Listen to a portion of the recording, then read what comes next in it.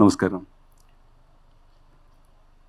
മലയാള കഥാലോകത്തിലെ ഗദ്യ സാഹിത്യത്തിലെ എക്കാലത്തെയും ഗംഭീരനായ ഒരു എഴുത്തുകാരനോടൊപ്പമാണ് നമ്മൾ ഈ വൈകുന്നേരം ഇരിക്കുന്നത്.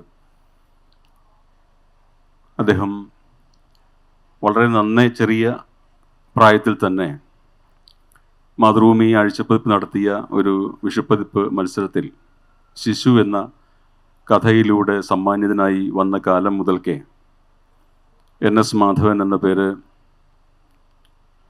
തിളങ്ങുന്ന ഒരു നക്ഷത്രം കണക്കെ നമ്മൾ പിന്തുടരുന്ന ഒന്നാണ്. അധികം എഴുതി കൂട്ടിയിട്ടില്ല എങ്കിലും എഴുതിയ കഥകൾ, എഴുതിയ നോവലുകൾ, കുറിച്ചുവെച്ച ലേഖനങ്ങളെല്ലാം കാലത്തെയും ചരിത്രത്തെയും സൂക്ഷ്മമായി മനസ്സിലാക്കുകയും അനുധാവനം ചെയ്യുകയും ചെയ്യുന്ന ഒരു വലിയ സർഗമനസ്സിൻ്റെ സാക്ഷ്യങ്ങളായി നമ്മോടൊപ്പമുണ്ട്. അദ്ദേഹത്തിൻ്റെ ആദ്യത്തെ 13 കഥകൾ ചേർത്ത് ഒരുക്കിയ ചൂളയിമേട്ടിലെ ശവങ്ങൾ എന്ന പ്രഥമ കഥാസമാഹാരത്തിന് ശേഷം നമുക്കെല്ലാവർക്കും അറിയാവുന്നതുപോലെ ദീർഘകാലം ഏതാണ്ട് ഒരു 10 വർഷത്തോളം NS മാധവൻ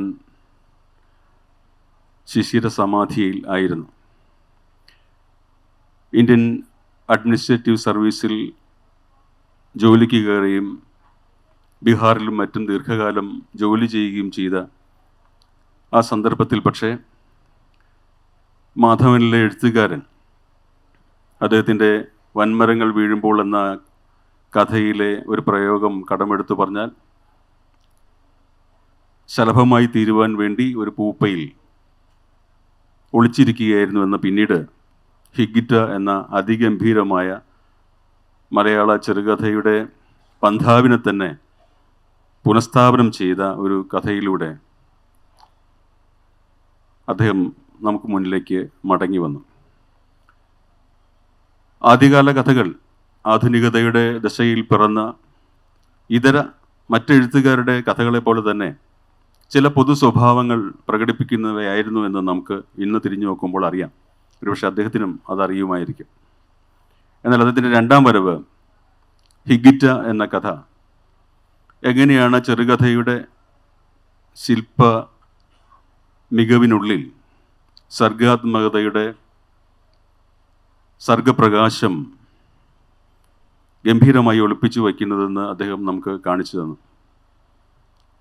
ആ കാലത്ത് ലോകകപ്പിലെ കൊളംബിയൻ ഗോളി റെനെ ഹിഗ്ഗിറ്റയുടെ പേരിനെ അനുകരിച്ചുകൊണ്ട് ഒരു ഭൂതകാലത്തിൽ താൻ എത്രമേൽ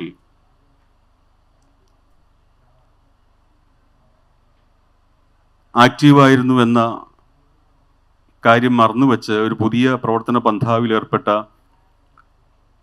ഒരു കഥാപാത്രം ഗീവർഗീസ് അച്ഛൻ എന്ന് പറയുന്ന കഥാപാത്രം തനിക്ക് പ്രവർത്തിക്കേണ്ടെന്നൊരു ഘട്ടമെത്തുമ്പോൾ തൻ്റെ പഴയ ഫുട്ബോൾ കായികമായിട്ടുള്ള മികവ് ധാർമ്മികമായിട്ടുള്ള ഒരു ഉത്തരവാദിത്വം കണക്കെ പുറത്തെടുക്കുന്ന ചേതോഹരമായ കഥയാണ് ഹിഗ്ഗിറ്റ എന്ന് നമുക്കെല്ലാവർക്കും അറിയാം. എന്നാൽ ഇന്ന് നമ്മൾ ചർച്ച ചെയ്യുന്നത് അദ്ദേഹത്തിൻ്റെ സവിശേഷമായ ഒരു കഥയ്ക്ക് ശേഷമുള്ള എഴുത്തിനെ സംബന്ധിക്കുന്ന ആധികളാണ്. ആ കഥ തിരുത്ത് എന്ന് പറയുന്ന അദ്ദേഹത്തിൻ്റെ അതിപ്രശസ്തമായ മറ്റൊരു കഥയാണ്.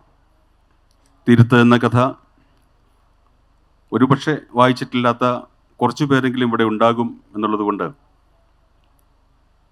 ബാബറി മസ്ജിദ് തകർക്കപ്പെട്ട സന്ദർഭത്തെക്കുറിച്ചുള്ള ഒരു കഥയാണ്.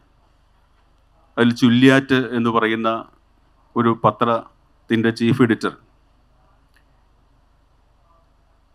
പിറ്റേ ദിവസം തയ്യാറാക്കിക്കൊണ്ടുന്ന പത്രത്തിൻ്റെ തലവാചകം തർക്കമന്ദിരം തകർത്തു എന്ന് തയ്യാറാക്കി വച്ചിരുന്ന ആ ശീർഷകം വെട്ടി, മാധവേട്ടൻ്റെ ഭാഷയിൽ പറഞ്ഞാൽ ഒളിപിടിച്ച കൈകൊണ്ട് എന്നതുപോലെ പേന മുറുക്കി പിടിച്ച് വെട്ടി അതിന് മുകളിൽ ബാബറി മസ്ജിദ് എന്ന് എഴുതുന്ന കഥയാണ്. എങ്ങനെയാണ് ഒരു എഴുത്തുകാരൻ തൻ്റെ സർഗാത്മകത ഒരു സാമൂഹ്യ ധാർമ്മികതയ്ക്ക് വേണ്ടി ഉളി പിടിക്കുന്നത് പോലെ പ്രയോഗിച്ചത് എന്ന് തെളിയിച്ച ഒരു കഥയാണ്. ഒരു പക്ഷേ നമ്മുടെ മലയാള ചെറുകഥ അതുവരേക്കും ഉണ്ടായിരുന്ന ചില രാഷ്ട്രീയ വിവക്ഷകൾ ഉൾക്കൊള്ളിച്ചുകൊണ്ടുള്ള ചില ചെറുകഥാ രചനാ സമ്പ്രദായങ്ങളിൽ നിന്ന് മാറി, ഇപ്പോൾ UP ജയരാജനെയും M സുകുമാരനെയും ഓർക്കുക, പ്രത്യക്ഷമായി തന്നെ രാഷ്ട്രീയം വിളിച്ചു പറയുന്ന കഥകളേക്കാൾ അടക്കിപ്പിടിച്ച സർഗാത്മക സൗന്ദര്യം കൊണ്ട് നമ്മളെ ത്രസിപ്പിക്കുന്ന, നമ്മുടെ ബുദ്ധിയെയും മനസ്സിനെയും ഹൃദയത്തെയും ഒരേപോലെ സ്പർശിക്കുന്ന ഒരു പുതിയ കഥന പാരമ്പര്യത്തിലേക്ക് മലയാളിയുടെ കഥാപാരമ്പര്യത്തെ ഒന്ന് വഴിതിരിച്ചു വിട്ട കഥയാണ്. മാധവേട്ടനോട് ആദ്യ ചോദ്യമായിട്ട് എനിക്ക് ചോദിക്കാനുള്ളത്, ഒരു പക്ഷേ തിരുത്ത് എഴുതുന്ന സന്ദർഭത്തിൽ അങ്ങക്ക് പൊളിറ്റിക്സ് കൊണ്ടോ അധികാരം കൊണ്ടോ സമൂഹത്തിൻ്റെ ധാർമ്മികമായിട്ടുള്ളൊരു ച്യുതി വരുമ്പോൾ എങ്ങനെയാണ് ഒരു പത്രപ്രവർത്തകൻ, ഒരു പത്രാധിപർ വിശേഷിച്ചും അവിടെ ഒരു വെളിച്ചമായി തീരേണ്ടത് എന്നുള്ള ഒരു ബോധ്യം, അടിയുറച്ച ബോധ്യം അങ്ങയെ നയിച്ചിട്ടുണ്ടാകുമെന്ന് ഞാൻ കരുതുന്നു. എന്നാൽ തിരുത്ത് എഴുതുമ്പോൾ കഥയുടെ അവസാനം അത് തർക്കമന്ദിരമല്ല, ബാബറി മസ്ജിദ് ആണ് എന്ന് ഉറപ്പിക്കുന്ന അതിഗംഭീരനായ ധാർമ്മികനായ ഒരു പത്രാധിപരെ അവതരിപ്പിക്കുന്ന വേളയിൽ ഒരുപക്ഷെ അങ്ങയുടെ മനസ്സിലും ഇതിൻ്റെ പരിണത ഫലങ്ങളെപ്പറ്റി ഒരു ധാരണ ഉണ്ടായിരുന്നു. ഉദാഹരണത്തിന്, തർക്കമന്ദിരം തകർത്ത എന്ന് പറയുന്നിടത്ത് ബാബറി മസ്ജിദ് തകർത്തു എന്ന് പറയുമ്പോൾ അവിടെ അതിന് പകരം വരാവുന്ന സാധ്യതകളിൽ നമ്മുടെ പരമോന്നത നീതിപീഠം പോലും ഒരു പക്ഷേ എൻ്റെയൊക്കെ സങ്കല്പത്തിൽ ഉണ്ടായിരുന്നത് പോലെ ഹിന്ദു മുസ്ലിം മൈത്രിക്ക് ഉതകുന്ന ഒരു പുതിയ ദേവാലയം പണിയും എന്നായിരുന്നു. അതൊരു വലിയ സാധ്യതയായിരുന്നു. സുപ്രീം കോടതിക്ക് ഇന്ത്യയുടെ മതേതരമായ പശ്ചാത്തലത്തിൽ അന്തസ്സോടെ നിർവഹിക്കാവുന്ന ഒരു വലിയ നീതി നിർവഹണമായിരുന്നു അത്. അതുകൂടി അങ്ങയുടെ മനസ്സിൽ ഒരു പക്ഷേ ഉണ്ടാകുമായിരുന്നിരിക്കണം. എന്നാൽ ഇന്ന് മാധവൻ എന്ന് പറയുന്ന കഥാകൃത്ത് സൃഷ്ടിച്ച തർക്കമന്ദിരം തകർത്തു എന്നത് വെട്ടി ബാബറി മസ്ജിദ് എന്ന് ഉറപ്പിച്ചു പറയുന്ന ഒന്നിനെ അധികാരം വീണ്ടും വെട്ടി അവിടെ രാമജന്മഭൂമി തന്നെയാണ്, രാമക്ഷേത്രം നിർമ്മിക്കുന്നു, അത് ബാബറി മസ്ജിദ് എന്ന് പറയുന്നത് ഞങ്ങൾക്ക് തകർക്കാനുള്ളതാണ് എന്ന് അങ്ങ് ഉദ്ദേശിച്ച ധാർമ്മികതയ്ക്ക് അപ്പുറത്തേക്ക് അതിനെ വെറുതെ ഉളി പിടിച്ച പേന കൊണ്ടല്ല, കരിവാരി തേച്ച് വെട്ടാനുള്ള ഒരു അധികാരത്തിൻ്റെ ഒരു ദുർഗർവ് അവിടെ പ്രകടിപ്പിച്ചിരിക്കുന്നു. ഇപ്പോൾ നമ്മൾ രാമക്ഷേത്രം ഉദ്ഘാടനം ചെയ്യപ്പെട്ട, ഒരുപക്ഷെ ലോകത്തെങ്ങും ഇല്ലാത്ത മട്ടിൽ ഒരു ക്ഷേത്രം അതിഗംഭീരമായിട്ട് ഉദ്ഘാടനം ചെയ്യപ്പെട്ട തമാശ നിറഞ്ഞ, ഫലിതം നിറഞ്ഞ ഒരു സന്ദർഭത്തിലാണ് ഇരിക്കുന്നത്. അതിനെക്കുറിച്ച് അങ്ങയുടെ അഭിപ്രായങ്ങൾ അറിഞ്ഞുകൊണ്ട് നമുക്ക് തുടങ്ങാം. വളരെ നന്ദി സുഭാഷ്. ഞങ്ങളുടെയൊക്കെ കുട്ടിക്കാലത്ത് ശരിക്കും വ്യക്തമായിട്ടുള്ളൊരു ബോധമുണ്ടായിരുന്നു എങ്ങനെയാണ് എഴുത്തുകാരനാകേണ്ടതെന്ന്. അതിപ്പോൾ ഇംഗ്ലീഷിലും ഉണ്ടായിരുന്നു. കാരണം ഇംഗ്ലീഷിലൊരു എഴുത്തുകാരനാവണമെങ്കിൽ ന്യൂയോർക്കറിൽ പ്രസിദ്ധീകരിക്കണമെന്നാണ്. ന്യൂയോർക്കറിൽ 1950 പ്രസിദ്ധീകരിച്ച ബോർഹസിൻ്റെ ഒരു കഥയാണ് പിന്നീട് ലാറ്റിൻ അമേരിക്കൻ സാഹിത്യത്തിൽ, ലോക സാഹിത്യത്തിലേക്ക് തുറന്നു വിടുന്നത്. അതുപോലെയായിരുന്നു ഞങ്ങൾക്കൊക്കെ മാതൃഭൂമി. ഇപ്പം മാതൃഭൂമിയിൽ ഒരു കഥ പ്രസിദ്ധീകരിക്കുക എന്ന് പറഞ്ഞാൽ അന്നത്തെ കാലത്ത് ഓരോ ആഴ്ചയും വിസ്മയം ജനിപ്പിച്ചുകൊണ്ടുള്ള എഴുത്തുകാരായിരുന്നു. ഒരാഴ്ച TR ആണെങ്കിൽ അടുത്ത ആഴ്ച മറ്റൊരു എഴുത്തുകാരൻ, ഇങ്ങനെ. അപ്പം ഈ ഒരു ബന്ധം മാതൃഭൂമിയുണ്ട്. ആ മാതൃഭൂമിയുടെ അതേ പാരമ്പര്യം കാത്തു സൂക്ഷിച്ചുകൊണ്ട് ഉള്ള ഒരു വ്യക്തിയുമായിട്ട് ഞാൻ അമ്മ വീട് എന്നാണ് മാതൃഭൂമിയെ പണ്ട് വിശേഷിപ്പിച്ചിട്ടുള്ളത്. അമ്മ വീട്ടിൽ നിന്ന് ഒരാളുടെ കൂടെ ഇരിക്കുന്നതിനുള്ള സന്തോഷം ആദ്യം തന്നെ അറിയിക്കട്ടെ. ഇന്ന് ചുള്ളിയാട്ട് എന്നുള്ളതാണ് ആ പത്രാധിപർ. ജനുവരി 22-ാം തീയതി ആ പത്ര ഓഫീസിൽ കയറി ചെല്ലുകയാണെങ്കിൽ ആ ചുള്ളിയാട്ടായിട്ട് തന്നെ നിലകൊള്ളുകയാണെങ്കിൽ ഒരുപക്ഷെ അദ്ദേഹം ചോദിക്കാൻ പോകുന്നത് ആ സബ് എഡിറ്ററുടെ പേര് മല്ലിക് എന്നുള്ളതാണ്. അപ്പം ഇത് മല്ലിക് ആ തടിച്ച പുസ്തകം കൊണ്ടുവരുമെന്നുള്ളതായിരിക്കും. അപ്പം മല്ലിക് തടിച്ച പുസ്തകം കൊണ്ടുവരുന്നു. ചുള്ളിയാറ്റ് അത് തുറക്കുന്നു. അതിൽ ആദ്യത്തെ പേജിലെ 3-ാമത്തെയോ 4-ാമത്തെയോ പാരഗ്രാഫിൽ S എന്ന് തുടങ്ങുന്ന ഒരു വാക്ക് വെട്ടിക്കളയും എന്നാണ് എനിക്ക് തോന്നുന്നത്. കാരണം ഇത്തരം എസ് എന്ന് തുടങ്ങിയ ആറെന്ന് അവസാനിക്കുന്ന ഒരു വാക്കിൻ്റെ മുകളിൽ അദ്ദേഹം ഉളി പോലെ തൻ്റെ പേന ആ തടിച്ച പുസ്തകത്തിലെ ആദ്യത്തെ പേജിൽ, നമുക്കെല്ലാവർക്കും അറിയാവുന്ന നല്ല ഭംഗിയുള്ള ബോർഡറൊക്കെ ചെയ്തിട്ടുള്ള പേജിൽ അത് വെട്ടിക്കളയും എന്നുള്ളതാണ്. അത്തരത്തിലുള്ള ആശയസ്ഥൈര്യം ഉള്ള ആളുകൾ വളരെ അപൂർവമായിട്ടും ഇന്നത്തെ കാലത്ത് ഇന്ന് സംഭവിക്കുന്ന എന്താ വെച്ചിട്ടുണ്ടെങ്കിൽ, ഒന്നാമത്തെ കാര്യം ശബ്ദിക്കാൻ പ്രയാസമാണ്. ശബ്ദിക്കുകയാണെങ്കിൽ ഷൗട്ട് ഡൗൺ ചെയ്യുന്ന ഒരു കാലഘട്ടമാണ്. അന്നില്ലാത്തൊരു പ്രശ്നം ഈ തിരുത്തെഴുതുമ്പോഴോ അല്ലെങ്കിൽ ആ ഒരു കാലഘട്ടത്തിൽ 90കളിൽ ഇല്ലാത്തൊരു വലിയ പ്രശ്നം ഇന്ന് ഇതാണ് സമൂഹ മാധ്യമമാണ്. സമൂഹ മാധ്യമത്തിൽ കൂടി നടക്കുന്ന സംവേദനങ്ങളൊന്നും സ്വാഭാവികമോ ഓർഗാനിക്കോ സ്പോണ്ടേനിയസോ അല്ല. അതെല്ലാം വില കൊടുത്ത് വാങ്ങിക്കുകയും അതിന് വേണ്ടി IT സെല്ലുകൾ പ്രവർത്തിക്കുന്നതും മറ്റുമായിട്ടുള്ള ഒരു കാലഘട്ടത്തിലാണ്. ഈ കാലഘട്ടത്തിൻ്റെ വെല്ലുവിളികൾ 1990കളേക്കാൾ വളരെ അധികം വലുതാണ്. ഇപ്പോൾ ഈ ഞാൻ ആത്മകഥാപരമായിട്ട് പറയില്ല, പക്ഷേ ഈ ബാബരി മസ്ജിദ് പൊളിക്കുന്ന സമയത്ത് ഞാൻ ബീഹാറിലായിരുന്നു. ബീഹാറിലെ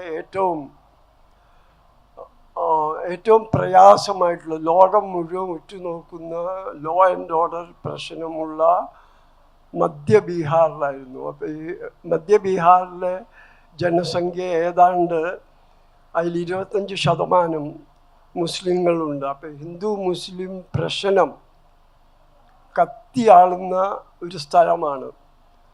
അപ്പം അതിനെ നേരിട്ട് കൈകാര്യം ചെയ്യാനുള്ള ഒരവസരം ലഭിച്ചു. അപ്പോൾ അവിടെ എനിക്ക് കാണാൻ കഴിഞ്ഞത് മുൻപിൻ നോക്കാതെ ഈ സെക്യുലറിസം എടുത്തു വെക്കാൻ സാധിക്കുന്ന, അല്ലെങ്കിൽ അതിനുവേണ്ടി നിലകൊള്ളുന്ന ആയിരക്കണക്കിന് പോലീസുകാരും മജിസ്ട്രേറ്റുകളും സർക്കാർ ഉദ്യോഗസ്ഥന്മാരും മാത്രമല്ല ജനങ്ങളും ധാരാളം ഉണ്ടായിരുന്നു. കാരണം അന്നത്തെ രാത്രിയുടെ പ്രധാന പ്രശ്നം ജനങ്ങളുടെ ഇടയിലുള്ള ഭീതി ഇല്ലാതാക്കുക എന്നായിരുന്നു. അപ്പം അതിനുവേണ്ടി ഞങ്ങൾ കുറേ ടെലിഫോണുകൾ സ്ഥാപിക്കുക. അന്ന് ഇത്ര വലിയ സാങ്കേതിക സൗകര്യമൊന്നും ഉണ്ടായിരുന്നില്ല, ലാൻഡ് ലൈനുകളായിരുന്നു. കുറേ ലാൻഡ് ലൈനുകൾ സ്ഥാപിക്കുകയും ഈ ലാൻഡ് ലൈനുകളിൽ പൊതുപ്രവർത്തകരാണ് ഇരുന്നത്.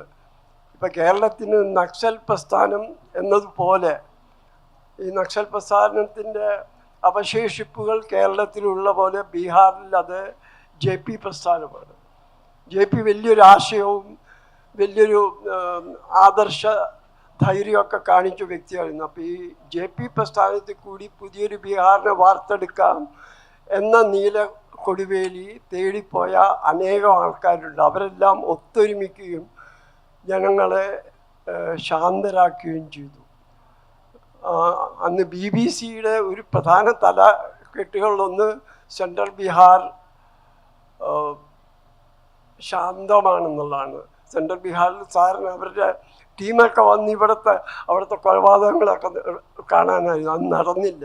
ഇതിന്ന് എനിക്ക് വലിയൊരു ഒരു ഉറപ്പ് കിട്ടി. കാരണം നന്മയ്ക്ക് അല്ലെങ്കിൽ ആദർശത്തിന് വലിയൊരു പങ്ക്, ആ ഒരു ശുഭാപ്തി വിശ്വാസം കൈവിടാത്ത ഒരു കാലഘട്ടത്തിലാണ് ഈ തിരുത്ത് എഴുതപ്പെടുന്നത്. അപ്പം അതിൽ വളരെ പെട്ടെന്ന് തോന്നിയൊരു കാര്യമാണ്, ഒരു പഞ്ച് ലൈനേ ഉള്ളൂ. ഈ സിനിമയുടെ ഭാഷ പറഞ്ഞ ഒറ്റ പഞ്ച് ലൈനേ ഉള്ളൂ. ഈ പഞ്ച് ലൈനിന്ന് മുകളിലോട്ടും താഴോട്ടും പോയിട്ട് നിർമ്മിച്ചൊരു കഥയാണ്. ഈ ചുള്ളിയാട്ടായിട്ട് ഞാൻ മനസ്സിൽ കണ്ട വ്യക്തി അദ്ദേഹത്തിൻ്റെ ശരീരവും അദ്ദേഹത്തിൻ്റെ ഏതാണ്ട് അദ്ദേഹത്തിൻ്റെ ആ കഥയിൽ പറയുന്ന ആത്മകഥയും എല്ലാം ഇന്ത്യ കണ്ടതിലും വെച്ച് ഏറ്റവും പ്രഗത്ഭനായ പത്രാധിപരും വളരെ ആശയസ്ഥൈര്യവും കാണിച്ച S. മുൽഗാവങ്കർ ആയിരുന്നു. അപ്പോൾ മുൽഗാവങ്കറെ പോലെ പത്ര മുതലാളിക്ക് പോലും മുൽഗാവങ്കറെ അവഗണിക്കാനോ ഓവർ റൂൾ ചെയ്യാനോ പറ്റിയിരുന്നില്ല. അത്തരത്തിലുണ്ടായിരുന്ന ഒരു അധികായന്മാരുടെ ഒരു വാസസ്ഥലമായിരുന്നു ന്യൂസ് റൂമുകൾ, അതിൽ നിന്ന് ഇന്ന് ഏത് സ്ഥിതിയിലെത്തിയിരിക്കുന്നു എന്ന് നമ്മൾ പറയേണ്ട ആവശ്യമില്ല. കാരണം ടി വി ഓൺ ചെയ്താൽ നമുക്കറിയാവുന്നതാണ് ഇവിടെ എന്താണ് മാധ്യമങ്ങളിൽ നടക്കുന്നത് എന്ന് നമുക്ക് വളരെ വ്യക്തമായിട്ട് അറിയാവുന്നതാണ്. അപ്പോൾ ഈ അധികായന്മാരുടെ പിന്മാറ്റവും വില കൊടുത്ത് വാങ്ങിക്കപ്പെടുന്ന അഭിപ്രായ രൂപീകരണവും ഇതെല്ലാം നിറഞ്ഞ ഒരു കാലഘട്ടത്തിലാണ്. അപ്പോൾ ഒരു പക്ഷേ തിരുത്തുപോലെ ലളിതമായിട്ടുള്ള ഒരു എഡിറ്റിംഗ് കൊണ്ട് ഉദ്ദേശിക്കുന്ന ഫലം, അങ്ങനെ എഡിറ്റ് ചെയ്യാൻ ഇന്ന് ആരും ഉണ്ടാവില്ല, പത്ര റൂമുകളിൽ ആരും ഉണ്ടാവില്ല. അപ്പോൾ സംഭവിക്കുന്നത് നമ്മൾ ഒന്നുകിൽ ഇത് സ്വയം നിയന്ത്രിക്കുന്നു, സ്വയം സെൻസർ ചെയ്യുന്നു, അല്ലെങ്കിൽ നമ്മൾ മൗനം അവലംബിക്കുന്നു. അപ്പം ഈ രണ്ട് കാലഘട്ടങ്ങളെയും താരതമ്യപ്പെടുത്തുമ്പോൾ എനിക്ക് തോന്നുന്നത് ഐതിഹാസികമായിട്ട് അല്ലെങ്കിൽ വളരെ വലിയ രീതിയിൽ അതിജീവനത്തിനുള്ള സാധ്യതകൾ ഒരുപക്ഷെ ഇന്നത്തെ കാലഘട്ടത്തിലായിരിക്കും. കാരണം അന്നത്തെ പോലെ വലിയൊരു വിഭാഗം ആൾക്കാർ സെക്യുലറായിരുന്നു, വലിയൊരു വിഭാഗം ആൾക്കാർ ഇന്ത്യയുടെ വൈവിധ്യത്തിൽ വിശ്വസിച്ചിരുന്നു, ജനാധിപത്യത്തിൽ വിശ്വസിച്ചിരുന്നു, മുതലാളിത്തം അഭിപ്രായങ്ങളെ വിലക്കെടുത്തിരുന്നില്ല. ആ ഒരു കാലഘട്ടത്തിനേക്കാൾ ഇന്നത്തെ ദുർഘടമായ കാലഘട്ടത്തിൽ പ്രകടിപ്പിക്കാവുന്ന ധൈര്യം, ഇതിനെക്കുറിച്ചുള്ള ശുഭാപ്തി വിശ്വാസം ഞാൻ കൈവിട്ടിട്ടില്ല. ഇത്രയേ പറയാനുള്ളൂ. ആ കഥയിൽ ചുല്യാറ്റിന് പ്രധാനപ്പെട്ട ചരിത്ര സന്ദർഭങ്ങളിലെല്ലാം തന്നെ പനി പിടിച്ചിരുന്നു എന്നൊരു വാചകമുണ്ട്. അതിനനുബന്ധമായിട്ട് അടുത്ത വാചകമായിട്ട് വരുന്നത്, അത് വളരെ പ്രധാനപ്പെട്ട ഒരു വാചകമായിട്ട് ഞാൻ കരുതുകൊണ്ടാണ് എടുത്തു പറയുന്നത്. 48-ൽ മഹാത്മാഗാന്ധിയെ കൊന്നത് 103 ഡിഗ്രി പനിയിലായിരുന്നു എന്നാണ്. ആ വാചകത്തിന് പ്രത്യേകതയുണ്ട്. ചുല്യാറ്റ് തന്നെ ആ കർത്തൃത്വം ഏറ്റെടുക്കുന്നത് പോലൊരു വാചകമാണ്. 103 ഡിഗ്രിയിലായിരുന്നു മഹാത്മാഗാന്ധിയെ കൊന്നത് എന്നാണ് പറയുന്നത്. 48 അങ്ങയുടെ ജനനവർഷം കൂടിയാണ്. 88. അപ്പോൾ അതിൻ്റെ കണക്റ്റായിട്ട് ഞാൻ വിചാരിക്കുകയാണ്, ധാർമ്മികതയെ സംബന്ധിച്ച ചില ആശയങ്ങൾ അങ്ങേയായിട്ട് ചർച്ച ചെയ്യണമെന്ന് വിചാരിച്ചിട്ടാണ്. കാരണം സത്യത്തെയും ധർമ്മത്തെയും തുണ നിർത്തിയിരുന്ന ഒരു മഹാകാലത്തിന് ശേഷം നമ്മളിന്ന് സത്യാനന്തര യുഗം എന്നൊക്കെ പറഞ്ഞു കൊടുക്കുന്ന എത്രയും മുമ്പ് തന്നെ നീതിയുടെയും ന്യായത്തിൻ്റെതുമായിട്ടുള്ള ഒരു പുതിയ കാലം പെടും. നമ്മുടെ കോടതികൾ നീതിന്യായ കോടതികളാണ്, സത്യധർമ്മ കോടതികളല്ല. നീതിക്കും ന്യായത്തിനുമുള്ള ഒരു ദോഷം അത് കൃത്രിമമായിട്ടുണ്ടാക്കുന്ന തെളിവുകളുടെ കൂടി അടിസ്ഥാനത്തിൽ മാറ്റി സ്ഥാപിക്കാവുന്ന ഒന്നാണ്. എന്നാൽ മഹാത്മാഗാന്ധി അടക്കമുള്ള പഴയകാല നമ്മുടെ ധാർമ്മിക വെളിച്ചങ്ങൾ ധാർമ്മികതയെ അടിസ്ഥാന പ്രമാണമായിട്ടാണ് കൊണ്ടു നടന്നിരുന്നത്. റെനെ ഹിഗിറ്റ എന്ന കഥയിൽ പള്ളിയിൽ അച്ഛനായി ജോലി ചെയ്യുന്ന ഗീവർഗീസ് അച്ഛൻ ലൂസി മരണ്ടി എന്ന് പറയുന്ന ആദിവാസി പെൺകുട്ടി തൻ്റെ അടുക്ക പലവട്ടം സഹായം അഭ്യർത്ഥിച്ചു വന്നിട്ടും, രക്ഷയ്ക്കായുള്ള സഹായം അഭ്യർത്ഥിച്ചു വന്നിട്ടും അതിൽ നിന്ന് പലവട്ടം ഒഴിഞ്ഞു മാറുന്നതായിട്ട് മാധവൻ എഴുതുന്നു. എന്നാൽ ഗത്യന്തരമില്ലാത്ത ഒരു ഘട്ടത്തിൽ ഭൂതകാലത്തിൻ്റെ മഞ്ഞ നിറമുള്ള ഒരു ഓർമ്മയിൽ തൻ്റെ അച്ഛൻ കവങ്ങും ചാരി നിൽക്കുന്നത് തെളിയുകയും കായികമായിട്ട് തന്നെ ജബ്ബാർ എന്ന് പറയുന്ന ഒരാളെ അടിച്ചു വീഴ്ത്തുകയാണ്. ചുല്യാറ്റിൻ്റെ കഥയിൽ അത് അത്ഭുതകരമായിട്ട് മറ്റൊരു തരം ആവർത്തിക്കുന്നുണ്ട്. ചുല്യാറ്റിനെ ഈ പത്രാധിപരെ സഹപ്രവർത്തകർ വിളിക്കുന്ന പരിഹാസ പേര് ആമ എന്നാണ്. അദ്ദേഹം തൻ്റെ എഡിറ്ററുടെ മുറിയിൽ നിന്ന് പലപ്പോഴും തല മാത്രം പുറത്തേക്ക് ഇടുന്നതുകൊണ്ടാണ് ഈ ആമ എന്നുള്ള കളിപ്പേര്, പരിഹാസ പേര് വന്നത്. അദ്ദേഹം ഈ കഥയുടെ അവസാന ഘട്ടം വരെയും തൻ്റെ കർത്തവ്യത്തിൽ നിന്ന് ഒഴിഞ്ഞു മാറാനുള്ള വ്യഗ്രത കൊണ്ടായിരിക്കണം അദ്ദേഹത്തിന് പനി പിടിച്ചത് എന്നുള്ള സൂചന വായിക്കുന്നവർക്ക് കിട്ടുന്നുണ്ട്. എന്നാൽ അദ്ദേഹം പോവുകയും വീട്ടിലേക്ക് പനി പിടിച്ച് വീട്ടിലേക്ക് പോവുകയും തൻ്റെ കൂട്ടുകാരനായിരുന്ന ലണ്ടനിൽ തന്നോടൊപ്പം പഠിച്ച ഒരു കൂട്ടുകാരൻ്റെ മകൻ, തൻ്റെ ആരോഗ്യകാര്യങ്ങൾ നോക്കുന്ന ഒരു ഡോക്ടറെ, അദ്ദേഹം ഒരു മുസ്ലിം ഡോക്ടറാണ്, അദ്ദേഹത്തിൻ്റെയും ഭാര്യയും കാണുകയും അവിടെ വെച്ചിട്ടൊരു മനംമാറ്റം ഉണ്ടായിട്ടാണ് തിരിച്ചു പോകുന്നത്. ആ തിരിച്ചു പോകുന്ന വേളയിലാണ് എങ്ങനെയാണോ ഗീവർഗീസ് അച്ഛൻ പഴയ ഗീവറീതായത്, ഈ എതിരാളിയെ കായികമായിട്ട് ശിരിപ്പെടുത്തിയത് എന്നതുപോലെ തന്നെയാണ് ഒരുതരം അക്രമാത്മകമായിട്ട് തന്നെയാണ് ഈ ഉളി പിടിച്ചെന്ന പോലെ ഒരു ആയുധം, അവിടെ പേനയെ ഒരു ആയുധമായിട്ടാണ് അങ്ങ് സങ്കല്പിച്ചത്, വെട്ടുന്നത്. പിന്തിരിഞ്ഞു നിൽക്കാൻ കുറേ കാലത്തേക്ക് അല്ലെങ്കിൽ കുറേ സമയത്തേക്ക് പിന്തിരിഞ്ഞു നിൽക്കുകയും ഗത്യന്തരമില്ലാതെ തൻ്റെ ധാർമ്മികത പുറത്തെടുക്കുകയും ചെയ്യുന്ന കഥാപാത്രങ്ങൾ പലവട്ടം അങ്ങയുടെ കഥകളിൽ ആവർത്തിച്ച് വരുന്നുണ്ട്. ഈ പത്രാധിപർ മാത്രമല്ല, ഈ ധാർമ്മികത പുറത്തേക്ക് എടുക്കേണ്ട സന്ദർഭങ്ങളിൽ പുറത്തേക്ക് എടുക്കാതെ പോകുന്ന ഒരു പുതിയ സാഹചര്യം എന്തുകൊണ്ട് ആണ് എന്നാണ് അങ്ങ് കരുതുന്നത്? ഇത് മറ്റേ സുഭാഷ് പറഞ്ഞ വളരെ ശരിയാണ്. ഇത് പക്ഷെ എൻ്റെ ഒരു കാഴ്ചപ്പാടിൽ ഈ ധാരാളം രാഷ്ട്രീയം പറയുകയും രാഷ്ട്രീയം എഴുതുകയും രാഷ്ട്രീയം പ്രസംഗിക്കുകയോ അല്ലെങ്കിൽ നീതിന്യായത്തെ ഉയർത്തിപ്പിടിക്കും എന്ന് കരുതപ്പെടുന്ന കോടതികളിൽ നിന്നോ ഒന്നുമല്ല എതിർപ്പ് വരിക അല്ലെങ്കിൽ പ്രതിഷേധം വരിക. ഒരുപക്ഷെ അതിന് ഏറ്റവും നല്ല ഉദാഹരണം ഒരു വളരെ പ്രസിദ്ധമായ ഫോട്ടോ ഉണ്ട്, നിങ്ങളെല്ലാവരും കണ്ടു കാണും. The man who did not salute Hitler. എല്ലാ ആൾക്കാരും, ഒരു സദസ്സ് മുഴുവൻ ആയിരക്കണക്കിന് ആൾക്കാർ ഹിറ്റ്ലർ പ്രത്യക്ഷപ്പെട്ടപ്പോൾ ഹിറ്റ്ലറുടെ ആ സല്യൂട്ട് ഉണ്ടല്ലോ, ഹേൽ ഹിറ്റ്ലർ എന്നുള്ള സല്യൂട്ട് ചെയ്തപ്പോൾ the man who did not, ഹിറ്റ്ലറെ സല്യൂട്ട് ചെയ്യാത്ത ആൾ മാത്രം കൈ താഴെ, അയാൾ വളരെ സാധാരണപ്പെട്ട ഒരാളായിരുന്നു, വളരെ സാധാരണപ്പെട്ട ഒരാളായിരുന്നു.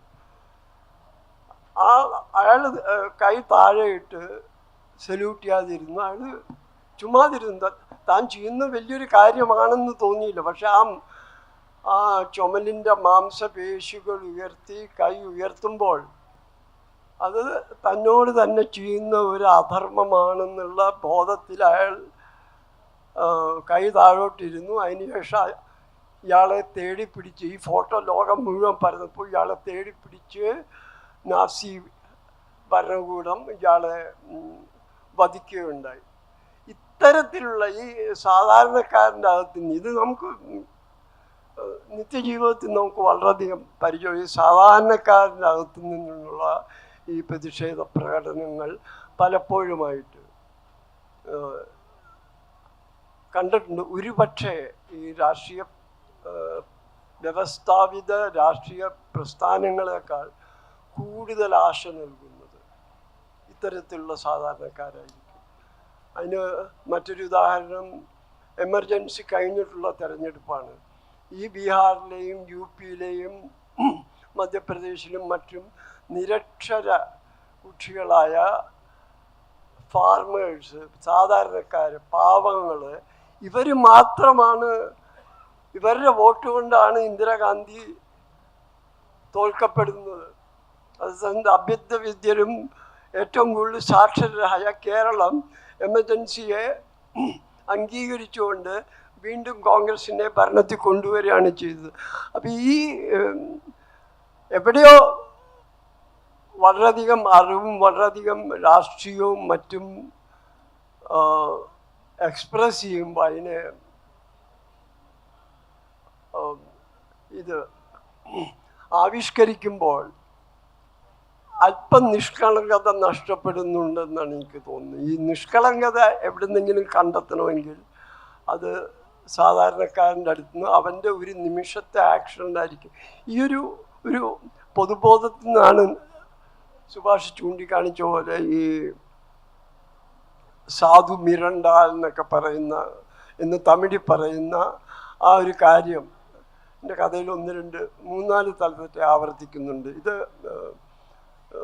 ഒരു ജീവിത പാഠമാണ്. ഇത് ഞാൻ അനുഭവിച്ചറിഞ്ഞിട്ടുള്ളൊരു കാര്യമാണ്. പിന്നെ സുഭാഷ് ചോദിച്ചു മറ്റൊരു കാര്യം, ഈ നീതിന്യായ കോടതി എന്തുകൊണ്ട് രാമക്ഷേത്രത്തിന് അംഗീകാരം നൽകി എന്നുള്ളതാണ്. നീതിന്യായ കോടതികളുടെ ചരിത്രം പരിശോധിക്കുകയാണെങ്കിൽ എപ്പോൾ ഭരണകൂടം ശക്തമായിരിക്കുകയോ അല്ലെങ്കിൽ അത് എമർജൻസി കാലത്ത് സുപ്രീം കോടതി പരിപൂർണമായി മുട്ടുമടക്കിയ സമയമായിരുന്നു. അതിൽ ഏറ്റവും ഇന്ന് ഓർക്കുമ്പോൾ ഏറ്റവും ദൗർഭാഗ്യകരമായ വിധി, ആ വിധിയുടെ പേര് ADM Jabalpur versus state of മധ്യപ്രദേശാണ്. ആ വിധി പ്രഖ്യാപിച്ചത് ഇന്നത്തെ ചീഫ് ജസ്റ്റിസിൻ്റെ അച്ഛനായ ചന്ദ്രചൂഡാണ്. ADM ജബൽപൂറാണ് എമർജൻസിയിലെ തീരാക്കളങ്കം. അതിൽ സുപ്രീം കോടതി പറഞ്ഞു, ഭരണഘടന അംഗീകരിക്കുന്ന ജീവനിലുള്ള അവകാശം ഇന്ത്യക്കാർക്കില്ല എന്ന്. റൈറ്റ് ടു ലൈഫ് എമർജൻസി കാലത്ത് ഇന്ത്യക്കാർക്കില്ല എന്നുള്ള ഒരു വിധി കൂടി നമ്മൾ ഓർക്കേണ്ടതാണ്. അപ്പം അന്ന് എമർജൻസി ആണെങ്കിൽ ഇന്നൊരു പക്ഷേ അത്തരത്തിലുള്ളൊരു സാഹചര്യത്തിൽ കൂടി കടന്നു പോകുന്നുകൊണ്ടായിരിക്കും ഇത്തരത്തിൽ ഒന്നിനു പുറകെ ഒന്നായി. അതിനൊരു പാറ്റേൺ ഉണ്ട്. ആദ്യം വളരെയധികം ആശ നൽകും, അതിനുശേഷം വളരെ ഈ ബലൂണിൽ നിന്ന് കാറ്റ് പോകുന്ന പോലെ കീഴടങ്ങുന്ന ഒരു കാഴ്ചയാണ്. അത് നമ്മൾ ഇതിൽ കണ്ടു. 377 വകുപ്പ് ഈ സ്വവർഗ ഇത് വിവാഹം അനുവദിക്കുന്ന സുപ്രീം കോടതി വളരെ വളരെ പുരോഗമനപരമായിട്ടാണ് അതിനെക്കുറിച്ച് സംസാരിക്കുകയും തങ്ങളുടെ മനസ്സ് തുറക്കുകയൊക്കെ ചെയ്തു. പക്ഷെ വിധി വന്നപ്പോൾ അതിന് നേരെ തിരിച്ച് എന്താണ് ഇപ്പം നിലവിലുള്ള അതിൽ യാതൊരു മാറ്റവും വന്നിട്ടില്ല. അപ്പോൾ നീതിന്യായ കോടതികളെക്കുറിച്ച് നമുക്ക് എല്ലാം ഫെയർവെതാണ്. നല്ല അന്തരീക്ഷമാണെങ്കിൽ അവരുടെ അടുത്ത് നല്ലത് പ്രതീക്ഷിക്കാം. അന്തരീക്ഷം മോശമാണെങ്കിൽ അടിയന്തരാവസ്ഥ പോലെ അല്ലെങ്കിൽ ഇന്നത്തെ കാലം പോലെ മോശമാണെങ്കിൽ അവരിൽ നിന്ന് നീതി പ്രതീക്ഷിക്കുന്നത് ചരിത്രപരമായിട്ട് സത്യമായിരിക്കില്ല. ഭരണകൂടം നീതി നിഷേധിക്കുന്ന ഇടങ്ങളിൽ നീതിപീഠങ്ങൾ അത് പരിഹരിക്കുന്ന ഒരു സിസ്റ്റമാണ് ഇന്ത്യ പിന്തുടരുന്നത്. ഏറെക്കുറെ അടുത്ത കാലം വരെയും നമ്മുടെ ഇന്ത്യയുടെ പലതരം വ്യവസ്ഥകളിൽ ഇപ്പോഴും ചെതലിരിക്കാത്തത് ആയി തുടർന്ന ഒന്ന് നമ്മുടെ നീതിപീഠം തന്നെയാണെന്ന് നമുക്ക് ഉറപ്പുണ്ട്. എന്നാൽ ഈ നീതിപീഠത്തിനും ഭരണകൂടത്തിനും ബദലായിട്ട് എഴുത്തുകാരൻ സൃഷ്ടിക്കുന്ന ധാർമ്മികതയുടെ ഒരു വലിയ പരിസരമുണ്ട്. നമ്മുടെ ആദികവി വാത്മീകി മുതൽ സൃഷ്ടിച്ച കഥകളിലൂടെയും കാവ്യങ്ങളിലൂടെയും സൃഷ്ടിച്ച ഒരു ധാർമ്മിക ബോധമാണ് അങ്ങ് നേരത്തെ പറഞ്ഞ ഈ സാധു, പിന്നീട് വരേണ്ടി വരുന്ന ഈ സാധുവിനെ പോലും ഒരു ധാർമ്മിക വെളിച്ചം നിറയ്ക്കുന്നത്. ഉദാഹരണത്തിന് രാമായണത്തിൻ്റെ കഥ സീതയുടെയും രാമൻ്റെയും രാവണൻ്റെയുമായിട്ടുള്ള ഒരു ത്രികോണ ബന്ധത്തിൻ്റെ കഥ മാത്രമായിട്ട് അവസാനിച്ചിരുന്നുവെങ്കിൽ, അല്ലെങ്കിൽ രാമൻ സീതയെ വീണ്ടെടുത്തതിന് ശേഷം രാവണനെ വധിച്ചതിന് ശേഷം അങ്ങനെ ശുഭപര്യവസായി ആയിരുന്നുവെങ്കിൽ, ഈ പറയുന്ന ഈ സാധുക്കളിലേക്ക് കൂടി സംക്രമിക്കാവുന്ന ഒരു ധാർമ്മിക ബോധം അവിടെ ഉണ്ടാവില്ലായിരുന്നു. പകരം അധികാരം കിട്ടുന്ന പുരുഷൻ, വാത്മീകിയുടെ നാരദരുടെ പ്രസിദ്ധമായ ചോദ്യത്തെ ഓർത്തു പറഞ്ഞാൽ കോനസ്മിൻ സാമ്പ്രതം ലോകെ ഗുണവാൻ കശ്ച വീര്യവാൻ എന്നാണ്. ഈ ഗുണവും വീര്യവും, ഗുണമെന്ന് വെച്ചാൽ മനുഷ്യ നന്മയും വീര്യം, അധികാരത്തിൻ്റെ വീര്യവും ചേർന്നിട്ടുള്ള ഒരാൾ ലോകത്തുണ്ടോ എന്നുള്ള ചോദ്യമാണ്. അതിനർത്ഥം അങ്ങനെ ഒരു സാധ്യത ഇല്ലെന്നാണ്. എവിടെയാണോ മര്യാദാ പുരുഷോത്തമൻ പോലും ധർമ്മത്തിൽ നിന്ന് അധർമ്മത്തിലേക്ക് ചരിക്കുന്നതെന്ന് കാണിച്ചു കൊടുക്കുന്ന കഥയാണ് നാരദന് പറഞ്ഞു കൊടുക്കുന്ന ഈ കഥ. അതിൻ്റെ പൊളിറ്റിക്കലായിട്ടുള്ളൊരു മാനം പൂർണ്ണമാകുന്നത് ഉത്തരരാമായണോട് ചേരുമ്പോഴാണ്. മര്യാദാ പുരുഷോത്തമൻ അധികാരത്തിലേറുന്നു. തൻ്റെ അധികാരം നഷ്ടപ്പെടാൻ സാധ്യതയുള്ള ഒരു കിംവദന്തിയുള്ള വാക്ക് രാമായണത്തിലാണ് ആദ്യമായിട്ട്. കിംവദന്തി വാട്സപ്പ് എന്നുള്ള വാക്കാണ്. ഈ കിംവദന്തി കേൾക്കുന്ന മാത്രയിൽ തന്നെ തൻ്റെ അധികാരം, അപ്പോൾ വേണമെങ്കിൽ മര്യാദാ പുരുഷോത്തമന് എൻ്റെ ഭാര്യയെപ്പറ്റി ദോഷം പറയുന്ന ഒരു രീതി നടപ്പിലുണ്ടെങ്കിൽ ഞാനിതാ എൻ്റെ രാജ്യം ത്യജിക്കുന്നു എന്ന് പറയാം കഥാസന്ദർഭത്തിൽ. പക്ഷെ അദ്ദേഹം അത് തുനിയുന്നില്ല. പകരം ലക്ഷ്മണനോട് കാട്ടിൽ കൊണ്ടുപോയി പഞ്ചവടി കാണിക്കുക എന്നുള്ള വ്യാജാനം ഉപേക്ഷിക്കാനാണ് പറയുന്നത്. തൻ്റെ പ്രജകളെ, പ്രജ എന്നുള്ള വാക്കിന് മക്കൾ എന്നുള്ള അർത്ഥത്തിൽ, സ്വന്തം നിറഗർഭിണിയായിട്ടുള്ള, ഭവഭൂതിയുടെ പ്രയോഗം കടമെടുത്ത് പറഞ്ഞാൽ കഠോര ഗർഭയായിട്ടുള്ള സീതയെ കാട്ടിൽ കൊണ്ട് കളയുന്ന അധർമ്മത്തിലേക്ക് പതുക്കെ, രാമായണം രാമൻ്റെ അയനമാണെങ്കിൽ, അതുവരെ ഉത്തരായനം ദക്ഷിണായനം എന്ന 2 അയനങ്ങളെ പറ്റി മാത്രമേ നമുക്ക് ധാരണയുള്ളൂയിരുന്നെങ്കിൽ രാമസ്യ അയനം പറഞ്ഞു കൊടുക്കുകയാണ്. ഈ രാമൻ, സൂര്യകുല വംശജനായ രാമന് 2 തരം അയനങ്ങളുണ്ടായിരുന്നു. ഒന്ന് മര്യാദാ പുരുഷോത്തമനായിട്ടുള്ള സീതയെ തിരിച്ചെടുക്കുന്നവരെ, ധർമ്മങ്ങൾ നിർവഹിക്കുന്നവരെയുള്ള ഒരു രാമൻ. രണ്ടാമത്തെ അയനമാണ് അധികാരം കിട്ടിയതിന് ശേഷം ഈ അധികാരം നിലനിർത്താൻ വേണ്ടിയിട്ടുള്ള ഒന്ന്. അപ്പോൾ ഇത് കഥാരൂപത്തിലാണെങ്കിൽ പോലും ഈ സാധു ജനങ്ങളിലേക്ക് കഥാരൂപത്തിലൂടെ, പണ്ട് രാജാക്കന്മാരൊക്കെ ഉപയോഗിച്ചിരുന്ന തന്ത്രമാണ്. മക്കളെ നീതിസാരം പഠിപ്പിക്കാൻ വേണ്ടിയിട്ടുള്ള കഥകൾ നമുക്കുണ്ടായിട്ടുണ്ട്. അതുപോലെ ചെയ്തിട്ടുണ്ടെങ്കിലും ഇതിനെ രാമൻ്റെ വില്ലാളി വീരനായ രാമനിൽ മാത്രം അവസാനിപ്പിക്കുന്ന കഥയായി മാത്രം അധികാരം ഇപ്പോൾ ഹൈജാക്ക് ചെയ്തിട്ടുണ്ട്. രാമൻ്റെ ഉത്തര രാമായണത്തിലേക്ക് കടക്കാതെ രാമനെ എത്ര പൂർവ്വകാല രാമനെ മാത്രം തടുത്തു കൂട്ടി വേണമെങ്കിൽ രാമലല്ലേ മാത്രം ബാലരാമനെ മാറ്റി മാത്രം ഭജിക്കാനുള്ള ഒരു കഥാസന്ദർഭത്തിലേക്ക് എഴുത്തുകാരൻ്റെ സർഗാത്മകതയെ, നേരത്തെ പറഞ്ഞ ധാർമ്മികതയെ സമൂഹത്തിൽ വ്യാപിപ്പിക്കാനുള്ള ഒരു ശ്രമത്തെ അധികാരം ഇപ്പോൾ ഹൈജാക്ക് ചെയ്തിട്ട് ഒതുക്കുന്നുണ്ട്. അതേപ്പറ്റിയുള്ള അങ്ങയുടെ വിചാരം എന്താണ്? ഇത് വാൽമീകിയുടെ രാമായണം ഇന്ത്യയിൽ എവിടെയും വായിക്കപ്പെടുന്നില്ല. വാൽമീകിയുടെ രാമായണം അത് വായിച്ചിട്ടുണ്ടെങ്കിൽ ഇന്നത്തെ കാലത്ത് അത് തർജ്ജമ ചെയ്യാൻ പോലും പറ്റുകയില്ല. കാരണം അത്ര അധികം കാര്യങ്ങൾ വാൽമീകി വിളിച്ചു പറഞ്ഞിട്ടുണ്ട്.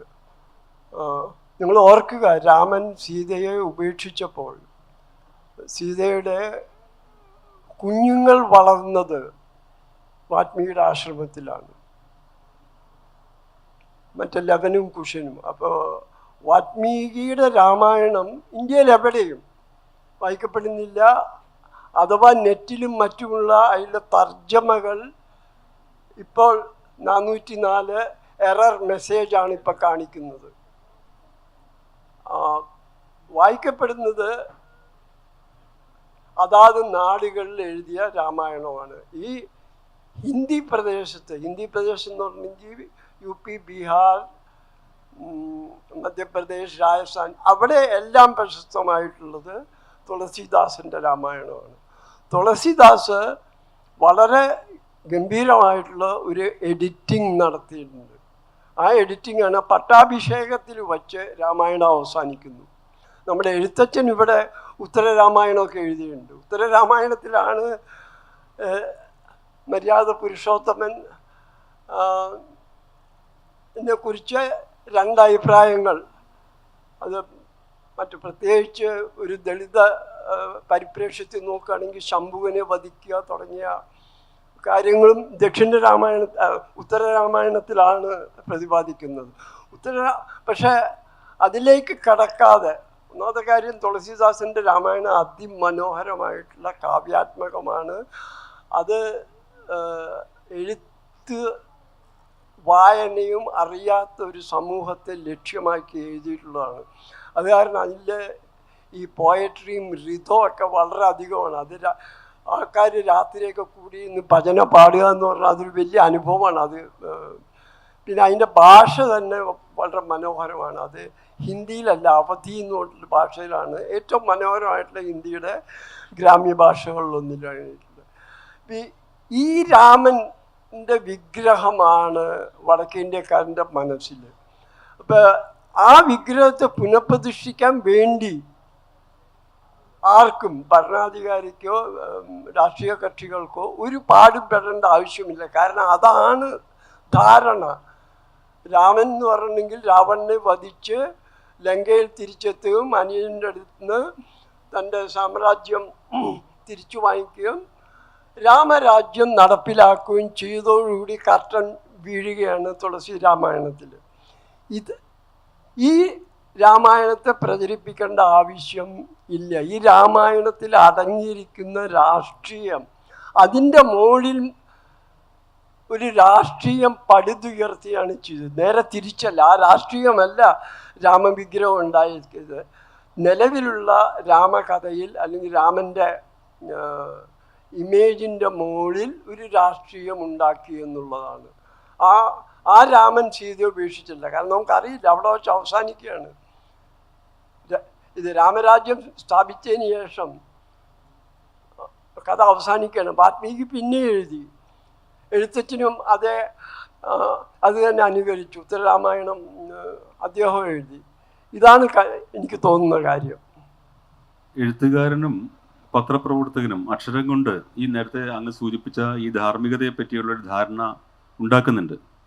എന്നാൽ നമ്മളിപ്പോൾ രാമക്ഷേത്ര നിർമ്മാണ ഘട്ടത്തിൽ ഇന്ത്യ ടുഡേ പോലെയുള്ള വലിയ പത്രങ്ങളുടെയൊക്കെ OB വാനുകൾ കൊലച്ച് പിടിച്ച ബില്ലുമായിട്ട് നിൽക്കുന്ന രാമൻ്റെ ചിത്രം, വലിയ ചിത്രം, ഫ്ലക്സുകൾ ആലേഖനം ചെയ്ത OB വാനുകളുമായിട്ട് അവിടെ റിപ്പോർട്ട് ചെയ്യുന്ന കാഴ്ച നമ്മൾ കാണുന്നുണ്ട്. അതുപോലെ എഴുത്തുകാരെ തന്നെ മോദി ഗവൺമെൻറ് 75 എഴുത്തുകാരെ സൃഷ്ടിക്കാനുള്ള ഒരു കർമ്മ പദ്ധതി തുടങ്ങിയിട്ടുണ്ട്. 3 വർഷമായിട്ടുണ്ട്. ചെറുപ്പക്കാരായ എഴുത്തുകാർക്ക് ഒരു ക്വസ്റ്റ്യനിയർ കൊടുക്കുന്നു. അത് അവർ എഴുതുന്ന മുറയ്ക്ക് അവരെ സെലക്ട് ചെയ്യുന്നു. 50,000 രൂപ മാസം കൊടുത്തുകൊണ്ട് പുതിയ എഴുത്തുകാരെ സൃഷ്ടിച്ചെടുക്കുകയാണ്. ഒരു 10 വർഷം കഴിയുമ്പോഴേക്കും യൗവനത്തിലേക്ക് അല്ലെങ്കിൽ മധ്യവയസ്സിലേക്ക് കടക്കുന്ന പ്രധാനപ്പെട്ട കുറേ എഴുത്തുകാർ ഇന്ത്യയിൽ ഉണ്ടായിത്തീരുകയും അത് വാഴ്ത്തുപാട്ടുകൾ മാത്രം പാടാൻ അറിയാവുന്ന ഒന്നായിത്തീരും. കൽപ്പന എന്നുള്ള വാക്കിനെ പറ്റി ഞാൻ എപ്പോഴും വിചാരിക്കാറുണ്ട്. അധികാരത്തിൻ്റെ കൽപ്പനയും എഴുത്തുകാരൻ്റെ കൽപ്പനയുണ്ട്. നമുക്ക് അതിനോടൊപ്പം നിൽക്കുന്ന ഒരു വാക്കായിട്ടാണ് നമ്മൾ ഈ കൽപ്പനയെ നമ്മൾ ധരിച്ചിട്ടുള്ളത്. ഈ ഒരു വിപര്യത്തെപ്പറ്റിയും ഈ അപജയത്തെപ്പറ്റിയും മാറ്റത്തെപ്പറ്റി അങ്ങേക്ക് ശുഭപ്രതീക്ഷയോ എന്താണ് അങ്ങയുടെ മനസ്സിലുള്ളത്? ഈ മോദി ഗവൺമെൻറ്റിന് എഴുത്തുകാർ വലിയ പ്രശ്നമാണ്. അതിന് കാരണം വെച്ചിട്ടുണ്ടെങ്കിൽ ആദ്യമായിട്ട് 2014 ഇവർ അധികാരത്തിൽ വരുമ്പോൾ ആദ്യത്തെ വലിയ പ്രതിഷേധം ഉണ്ടായത് അവാർഡ് വാപ്പസിയാണ്. അവാർഡ് തിരിച്ചു നൽകുകയാണ്. റോമില താപ്പർ മറ്റു പലരും അവർക്ക് കിട്ടിയ അവാർഡുകൾ തിരിച്ചു നൽകുകയാണ്. ഇതാണ് ആദ്യമായിട്ട് ഈ സർക്കാരിൻ്റെ മേലിൽ എറിയപ്പെടുന്ന കല്ല്. അപ്പം അതിനുശേഷം അവർ ഇത്തരത്തിലുള്ള ഒരു നേരത്തെ സുഭാഷ് സൂചിപ്പിച്ച പോലെ ഒരു മറ്റേ എഴുത്തുകാരെ സൃഷ്ടിക്കാനുള്ള ശ്രമം നടക്കുന്നുണ്ട്. പക്ഷെ അതിനേക്കാൾ വലിയ പ്രശ്നം എന്താണെന്ന് വെച്ചിട്ടുണ്ടെങ്കിൽ ഈ വടക്കേ ഇന്ത്യയിൽ പലയിടത്തും എഴുത്തുകാരെ ആക്രമിക്കപ്പെടുന്നുണ്ടെന്നുള്ളതാണ്. ഇപ്പം ഈ മാതൃഭൂമി ഫെസ്റ്റിവൽ കേരളത്തിൽ ഇപ്പോൾ ഇത് തൃപ്പൂണിത്തുറയിൽ ഞങ്ങളുടെ റെസിഡൻറ്റ് വെൽഫെയർ അസോസിയേഷൻ്റെ വരെ ലിറ്റററി ഫെസ്റ്റിവൽ നടക്കാൻ പോവുകയാണ്. ഇത്രയധികം സംവാദങ്ങൾക്ക് ഇടമൊരുക്കുന്ന ഒരു സ്ഥലമാണ് കേരളം. പക്ഷേ ഇത് പരിപൂർണമായിട്ട് നിലച്ചു പോയിട്ട് എഴുത്തുകാരെ പലപ്പോഴും പ്ലാറ്റ്ഫോം നിഷേധിക്കപ്പെടുകയാണ്. അവരുടെ സർഗാത്മക സൃഷ്ടികൾ പ്രസിദ്ധീകരിക്കപ്പെടുന്നില്ല. ഇതെല്ലാം വടക്കേ ഇന്ത്യയിൽ നടക്കുകയാണ്. ഞാനും സച്ചിയൊക്കെ താമസിച്ചിരുന്ന ഡൽഹിയിൽ ഒരു സ്ഥലത്തായിരുന്നു. അവിടെ ഫ്ലാറ്റുകളിൽ അത് നിറച്ച് ഇവരുടെ കയ്യിലായിരുന്നു. അവിടുത്തെ പൂന്തോട്ടങ്ങളിലെല്ലാം ദിവസവും കാലത്ത് ശാഖയൊക്കെ കേൾക്കാം. അപ്പോൾ അവിടെ 1-2 എഴുത്തുകാരെ വീട്ടിൻ്റെ അകത്ത് കയറി ചെന്ന് അവരാക്രമിക്കുകയുണ്ടായി. ഇപ്പോൾ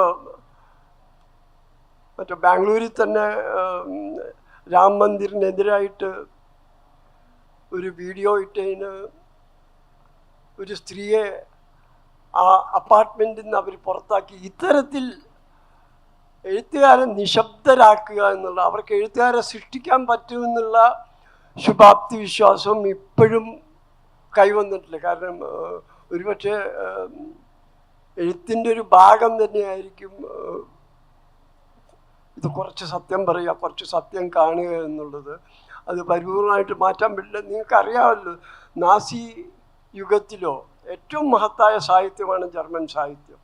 പക്ഷെ നാസി കാലഘട്ടത്തിലോ അതുപോലെ ഇറ്റാലിയനിലെ മുസോളിനിയുടെ കാലഘട്ടത്തിലോ ഇന്ത്യയിൽ തന്നെ എമർജൻസി കാലഘട്ടത്തിലോ നല്ലൊരു സാഹിത്യ സൃഷ്ടി വന്നിട്ടില്ല. അപ്പോൾ എഴുത്തുകാരനെ സൃഷ്ടിക്കുക എന്നുള്ളത് ഇത്തിരി പ്രയാസപ്പെട്ട കാര്യമാണ്. പക്ഷേ എഴുത്തുകാരനെ നിശബ്ദമാക്കുക, അവർക്ക് വേദികൾ നിഷേധിക്കപ്പെടുക, അവരുടെ സർഗാത്മക സൃഷ്ടികൾ പ്രസിദ്ധീകരിക്കാതിരിക്കുക, ഇതെല്ലാം വളരെ എളുപ്പത്തിൽ നടപ്പിലാക്കാവുന്ന കാര്യങ്ങളാണ്.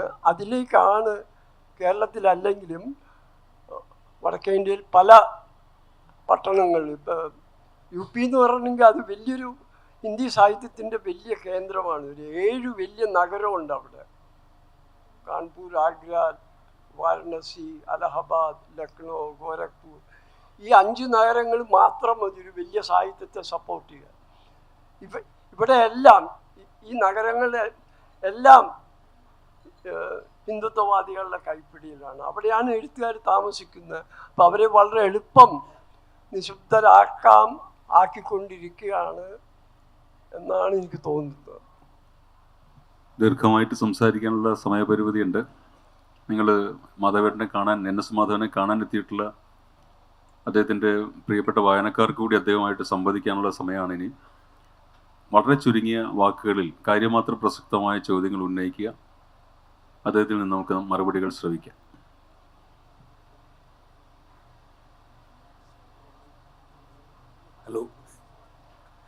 ഞാൻ മണിശങ്കർ അയ്യറിന് അനുഭവിക്കേണ്ടി വന്ന കാര്യം മാത്രം ഞാൻ പറയുകയാണ്. മണിശങ്കർ അയ്യർ വലിയ എഴുത്തുകാരനാണ്, കേരളത്തിലെ ലിറ്റററി ഫെസ്റ്റിവലിലൊക്കെ വരാറുള്ളതാണ്, വലിയ രാഷ്ട്രീയ നേതാവാണ്. അദ്ദേഹം ഈ രാമമന്ദിർ ഉദ്ഘാടനത്തിൻ്റെ അന്ന് അദ്ദേഹത്തിൻ്റെ മകള് ഒരു ട്വീറ്റ് ചെയ്തതിൻ്റെ ഭാഗമായിട്ട് ആ വീട്, ആ ഹൗസിംഗ് റെസിഡൻഷ്യൽ അസോസിയേഷൻ അവരോട് വീട് മാറാൻ ആവശ്യപ്പെട്ടിരിക്കുകയാണ്. എൻ്റെ ചോദ്യം വളരെ ചെറുതാണ്. നമ്മൾ ഈ കേരളം എന്ന് പറയുന്നത്, അല്ലെങ്കിൽ കേരളവും തമിഴ്നാടും കുറച്ച് ഭൂപ്രദേശങ്ങളും കൂടെ മാറ്റിയത് ഈ മതേതരത്വത്തിൻ്റെ കംഫർട്ട് സോണിൽ ആണ് നമ്മളെല്ലാം ഇരിക്കുന്നത്. ഞാൻ ഡൽഹിയിൽ ജീവിക്കുന്ന ഒരാളായതുകൊണ്ടാണ് ഈ മണിശങ്കർ അയ്യരെ പോലെ ഒരാളിനെ ഡൽഹിയിലുള്ള വീട്ടിൽ നിന്ന് ഇറക്കി വിടുമ്പോൾ യാതൊരു പ്രതിഷേധവും പൊതുസമൂഹത്തിൽ നിന്നില്ല. ഇതിനെ എങ്ങനെയാണ് കാണുന്നത്?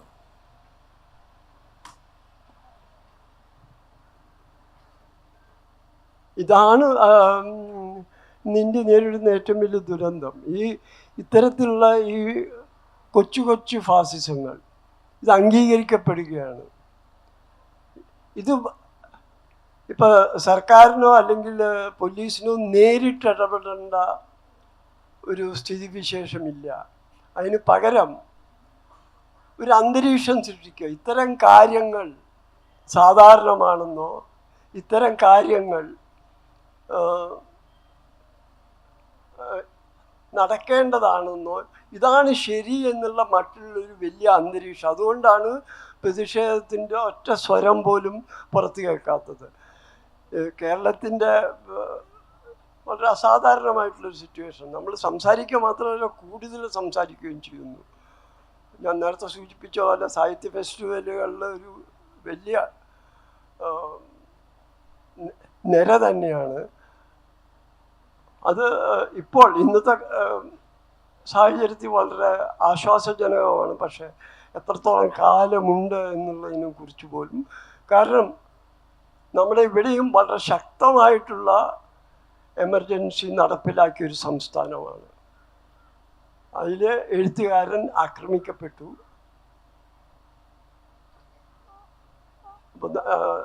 ഒരു താത്കാലികമായിട്ട് നല്ല ആവാസ വ്യവസ്ഥയാണെന്ന് മാത്രമേ പറയാൻ പറ്റുള്ളൂ എന്നാണ് ചരിത്രം നമ്മളെ പഠിപ്പിക്കുന്നത്. മധുവേട്ട, അതിജീവനത്തിനുള്ള അവസരങ്ങൾ ഇപ്പോൾ ഒരുപാടുണ്ട് എന്നാണ് മധുവേട്ടൻ പറഞ്ഞത്. നേരത്തെ കാലം കൂടുതൽ ഉള്ള അവസരങ്ങൾ ഇപ്പോൾ ലഭ്യമാണ് എന്നുള്ളതാണ് പറഞ്ഞത്. ഒരു പുതിയ കാലഘട്ടത്തെക്കുറിച്ചുള്ള ഒരു പ്രതീക്ഷയും താങ്കളുടെ മനസ്സിൽ ഇപ്പോൾ അങ്കുരിച്ചിട്ടുണ്ടെന്നാണ് മധുവേട്ടൻ പറഞ്ഞത്. പക്ഷേ ഇപ്പോൾ ഭരണകൂടവും അതുപോലെ തന്നെ ഏതെങ്കിലും ഒരു പരാതി ഇങ്ങോട്ട് തരൂ, അതിനനുസൃതമായ ഒരു വിധി അങ്ങോട്ട് തരാം എന്ന് പറയുന്ന ഒരു ജുഡീഷ്യറി, അതിനു മുമ്പേ തന്നെ ഒരു മീഡിയയെ വിലക്കെടുത്തിരിക്കുന്ന ഒരു അവസ്ഥയും എതിർപ്പിൻ്റെ ശബ്ദങ്ങൾ ഇല്ലാതാക്കുവാൻ വേണ്ടി ഇപ്പോൾ 2024 പുതിയ തെരഞ്ഞെടുപ്പ് വരുമ്പോൾ ഒരു പ്രതീക്ഷ ഉണ്ടായിരുന്നത് അതിനെ തന്നെ നേരത്തെ തകർക്കുന്ന ഒരവസ്ഥയുണ്ടാകുമ്പോൾ, ഇനി വീണ്ടും ഈ ഒരു ഭരണ തുടർച്ചയും വരുമ്പോൾ ഇനി ഈ ഒരു അവസരം ഉണ്ടാകുമോ? ഇന്ത്യക്ക് ഇങ്ങനെയുള്ള അവസ്ഥ സംജാതമാകുമോ എന്നുള്ളതാണ് എൻ്റെ ചോദ്യം. ഞാൻ ശുഭാപ്തി വിശ്വാസം കൈവിട്ടിട്ടില്ല. അതിനൊരു ഉദാഹരണം പറയാം. ഇത്തരമെല്ലാം നിയന്ത്രിക്കപ്പെട്ടതും ആയിട്ടുള്ള ന്യൂസ് റൂമുകളും മീഡിയയും ജനങ്ങളും ഒക്കെ ഉള്ളതാണ്. പക്ഷേ ഇത് ക്രിക്കറ്റ് വേൾഡ് കപ്പിൻ്റെ ഫൈനലിൽ മോഡി പോവുകയും ഇന്ത്യ തോൽക്കുകയും ചെയ്തപ്പോൾ നമ്മളെല്ലാം പുതിയൊരു വാക്ക് പഠിച്ചു, പനോത്തി. ഈ വാക്ക് ഇന്ത്യ മുഴുവൻ ലക്ഷക്കണക്കിന് ആയിരക്കണക്കിന് ആൾക്കാർ ഇന്ത്യയുടെ സമുന്നത ഭരണാധികാരിക്കെതിരായിട്ട് സ്വാഭാവികമായിട്ട് പ്രയോഗിക്കുന്ന ഒരു സാഹചര്യമുണ്ടായി. ഈ സാഹചര്യത്തെയാണ് ഞാൻ ആശാകിരണങ്ങൾ കാണുന്നത്. ഇത്തരത്തിലുള്ള സ്വാഭാവിക സന്ദർഭങ്ങൾ ഉണ്ടായേ പറ്റൂ. ചരിത്രം നമ്മളെ പഠിപ്പിക്കുന്നതല്ല, അതാണ്. ആ ഒരു വിശ്വാസം കൈവിട്ടാൽ പിന്നെ കീഴടങ്ങി അല്ലാതെ മറ്റൊന്നും ചെയ്യാൻ ഇല്ല എന്നുള്ള ഒരു കാര്യം കൂടിയുണ്ട്.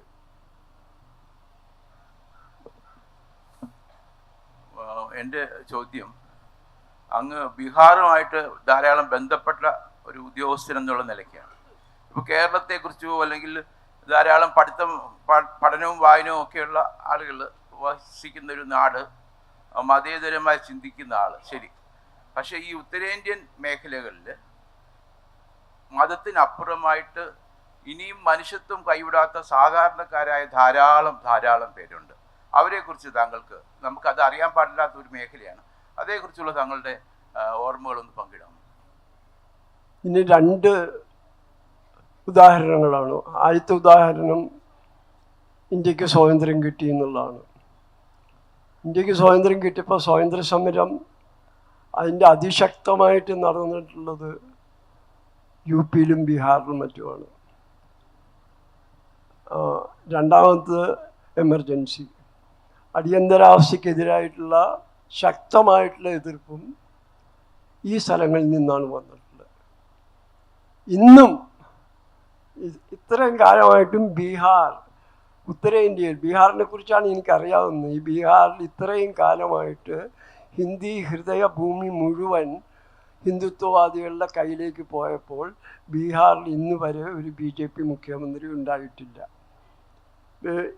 അവിടുത്തെ ആളുകൾക്ക് ദീർഘമായിട്ടുള്ള ഒരു സമര പാരമ്പര്യമുണ്ട്. അതിനോടൊപ്പം തന്നെ വളരെയധികം പ്രശ്നങ്ങളും ഉണ്ട്. അവർക്ക് വളരെ ശക്തമായ ഫ്യൂഡലിസം ഉണ്ടായിരുന്നു. അത് തകർന്നിട്ട്, അത് തകർക്കാൻ രാഷ്ട്രീയ നേതാക്കൾ വേണ്ടി വന്നു. ഇപ്പോൾ കേരളത്തിലോ തമിഴ്നാട്ടിലോ മറ്റേ പോലെ ദാർശനികന്മാരായിട്ടുള്ള സാമൂഹിക ഗുരുക്കളല്ല ഇവിടെ ഒന്നും സമൂഹ മാറ്റങ്ങൾ ഉണ്ടാക്കിയത്, രാഷ്ട്രീയക്കാരാണ്. അവരത് അവരുടെ രാഷ്ട്രീയ ഇഷ്ടാനിഷ്ടങ്ങൾക്ക് വേണ്ടി ഉപയോഗിക്കുകയും ചെയ്തു. അതിൻ്റെയൊക്കെ പ്രശ്നങ്ങൾ ഒരിടത്തിരിക്കണം. അടിസ്ഥാനപരമായിട്ട് അവർക്ക് ഒരു ഇന്നർ റെബൽ, അവരുടെ ഉള്ളിലൊരു റെബലുണ്ടെന്ന് എനിക്ക് എപ്പോഴും തോന്നിയിട്ടുണ്ട്. പള്ളി വിളിച്ച് ആരെങ്കിലും അമ്പലം പണിയട്ടെ TV-യിൽ റിലേ ചെയ്യുമ്പോൾ നമുക്കത് കാണാമല്ലോ എന്ന് പറഞ്ഞത് ഡോക്ടർ സുകുമാർ അഴീക്കോടാണ്. നമ്മുടെ ആ നിസ്സംഗതാ മനോഭാവം 92-ൽ നിന്ന് 2024-ലെത്തുമ്പോൾ കൂടുകയല്ലേ ചെയ്യുന്നത്? നമ്മൾ മാറ്റേണ്ടത്, നമ്മൾ തച്ചുടയ്ക്കേണ്ടത് നമ്മുടെ ഈ നിസ്സംഗതാ മനോഭാവത്തെയല്ലേ? അത് നിസ്സംഗതയാണോ എന്ന് എനിക്കറിയില്ല. അത് പലപ്പോഴും നിസ്സഹായാവസ്ഥയാണ്. TV കാണാത്ത പലരും ഉണ്ട്. അന്ന് TV അടച്ചു വെച്ച ആൾക്കാരെ പലരും എനിക്കറിയാം. ഇതുവരെ നിസ്സഹായാവസ്ഥയാണ്. നമ്മുടെ മുകളിൽ അടിച്ചേൽപ്പിക്കപ്പെടുന്ന ഒരേ ഒരു ദൃശ്യങ്ങളാണ്, വേറെ ദൃശ്യങ്ങളൊന്നുമില്ല. കാരണം ആരും അത് ജജീറയായിട്ട് BBC ആയിട്ട് ആരും അവിടുത്തെ മുസ്ലിങ്ങൾ അന്നത്തെ ദിവസം അനുഭവിച്ച അരക്ഷിതാവസ്ഥയെക്കുറിച്ച് ഞാൻ ഇന്ത്യയുടെ മാധ്യമങ്ങളിൽ നിന്ന് പ്രതീക്ഷിക്കുന്നില്ല. കാരണം ഒരു വിദേശ മാധ്യമത്തിന് പോലും ഫൈസാബാദിൽ ഇറങ്ങി അന്വേഷിക്കാനുള്ള ഇതുണ്ടായില്ല, തോന്നലുണ്ടായില്ല അവർക്ക്.